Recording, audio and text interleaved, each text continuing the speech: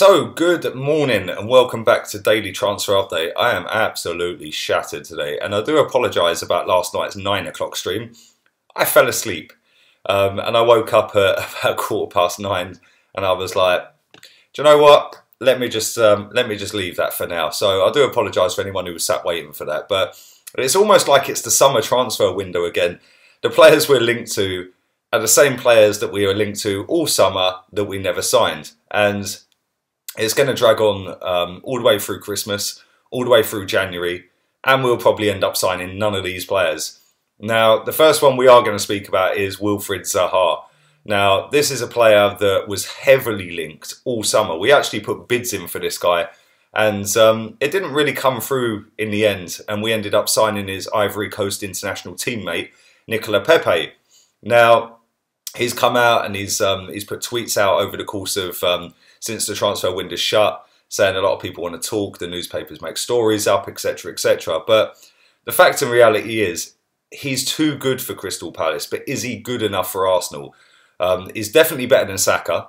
That's something I will say right now. Saka doesn't provide enough goals. Saka doesn't score enough goals. Very good, talented kid, but Wilfried Zaha is levels ahead of him. Every time Zaha plays against us, he tends to do something. He won a penalty against us at the Emirates this season. He's won a couple of penalties at Selhurst Park last season or the season before, I think it was.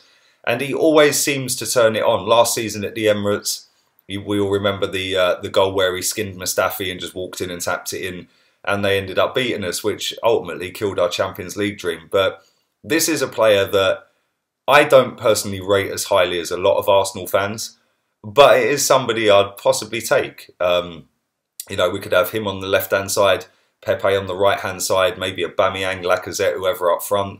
Obviously, yesterday, there's rumours of Aubameyang being sold to Real Madrid or Barcelona. Either or are interested in him. So, you know, maybe we could go with Lacazette up top, Pepe right wing, Zaha left wing. That's something that could work. And, you know, the longer he stays there, the cheaper the price is going to be, because the fact is his contract's running down and down and down, which means the depreciation on the contract means we get him for a cheaper price. Now, it's not going to be cheap. Let's be real here. It's still going to be stupid amounts of money. Is he worth the gamble? And that is something that I said all summer. I'm not sure he's worth 60, 70 million pounds. You know, he's late 20s. He's not got a great scoring record in the Premier League. I think last season was his best goal scoring season. And that was, I think, 10 goals. I think he got 10 assists, 10 goals. Now, nearly half of them assists that he got last season were penalties, where he'd won the penalty and then Milivojevic stepped up and scored the penalty, which classes as an assist for Zaha. But at the same time, he's put himself in that position to win the penalty. So, fair enough. Excuse me. But the way I see it is, we need players in this club that are determined, they're hungry, they're up for a fight. I'm not quite sure he fits that mould. I'm not quite sure we need another winger. I'm not quite sure that he's the right person to go to. We are linked to defenders. I'm going to come on to that in a minute. But I think the defence is definitely somewhere we've got to strengthen. I'm not quite sure that Zaha is the guy that we need right now. Let me just say that. But listen, you tell me what you guys think. Leave it in the comment section. Let me know. I know you told me all summer about Zaha, but that was before we signed Pepe. So yeah, let's leave it in the comment section. Let me know what you think. Do you think we should take Zaha? Like I said, I do think he is a hell of a lot better than Bukayo Saka. Saka's obviously a young kid. He's not quite got going at Arsenal at the minute. He's doing all right, but he don't provide enough. He don't score enough for me. So leave it in the comment section. Let me know. Would you take Zaha? If so, what's the maximum amount of money you'd spend on Zaha? Now, the next player we are linked to, again, is somebody we're linked to all summer. And it's in a position we actually need strengthening, and that is centre-back. And that is Dayot Upamecano. Now, he's refusing to sign a new contract at Leipzig, which is fantastic news for anybody who wants to try and sign him. I'm sure his agent will be out there some point during the international break, putting a little speech out there saying that he's available, like all of our players' agents are doing. But this is a guy that I think could be top class. Absolutely fantastic footballer. He can defend, which is something none of our defenders can do. He can maraud out a defence with the ball comfortably. Very much like David Luiz. I say David Luiz is probably the only one, and Rob Holding maybe, that can walk out a defence with the ball. The difference is this guy is a better defender than both of them combined. And that's not trying to mug Rob Holding off, but at the same time, Rob Holding's 24 years old. He's not getting any younger, and he still can't hold down a starting berth in that Arsenal team. So with Saliba coming in next season, maybe Upamecano could be his partner. I think that would strengthen us massively. Again, this is not going to be cheap. We're going to be talking around the 65, 70 million pound barrier. But this could be our Virgil van Dijk. This could be the signing that we go, wow, this is the main guy. This is the guy that elevates us. Alongside Tierney, alongside Saliba, alongside Bellerin if he's still here. That's a decent back four. And that's a back four that I think can elevate up the table. It's a back four that is solid. It's a back four that's got everything. It's got the pace going forward and backwards. It's got the composure to step out of defence. But it's actually got defenders that can defend. Tierney, we all know what Tierney can do, although he hasn't really had a great deal of Premier League action this season. But in the games he has played, he's been absolutely superb. And if you put Saliba, Upamecano and Bellerin in that back four with Tierney, automatically we're 100 times better, because the defence that we've got right now is so far away from anything decent. It is unreal. And listen, £70 million, we spent that on Pepe. I think that we probably should have spent it on a centre-back, maybe even Upamecano at the time. Like I said, we was linked all summer to this guy. Now, will this happen in January? I don't know. Maybe Leipzig start flapping a little bit, and maybe they'll think, oh, hang on, he's not signing a new contract. What if he gets injured? You know, we're sit and play hardball for now, but what if we keep him and he gets injured and then he's out for the start of next season, then we've not sold him, then it goes into the following Jan.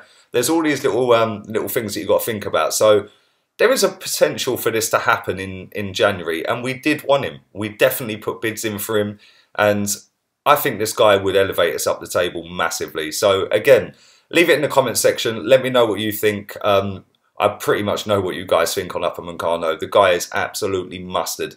Top class prospect, and he is going to be a world superstar if he keeps his nut down and gets his big money move. And maybe that could be to Arsenal. There's other clubs linked to him as well. But listen, we were linked all summer, so why not go and get him? Just go and get him. Put the money on the table and say, right, you're our player. That is what a big club does. That is what an elite club does. And we've fallen from grace over the last 10 years.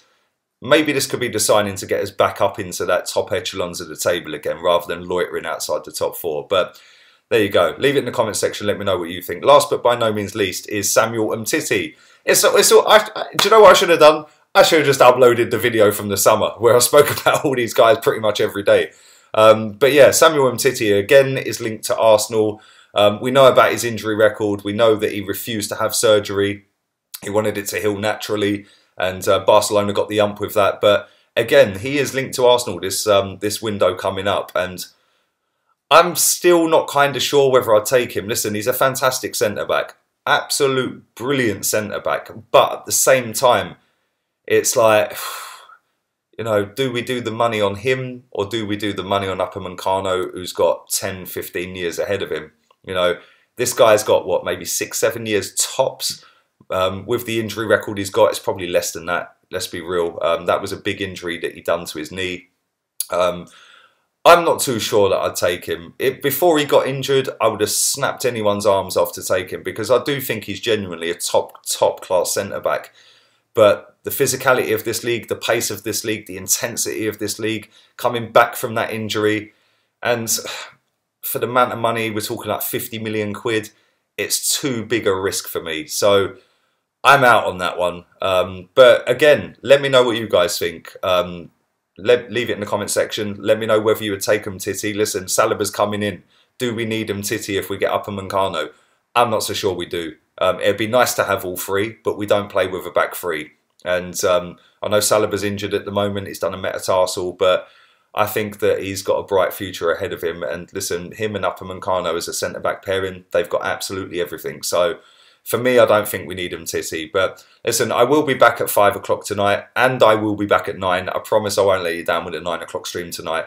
But listen, subscribe, like, share, put the content around, subscribe if you're new. I do always appreciate it. Thank you very much to Graham Conway Design for the new logo, the new banner as well. His link is in the description. Go and give him some love on Instagram. If you want any work done, doesn't matter what kind of work it is, this guy's a sick graphic designer. He's worked with some of the biggest companies in the world. So yeah, his portfolio is ridiculous. So go and check him out. And if you need work doing, email him. There's no haggling. The price is the price.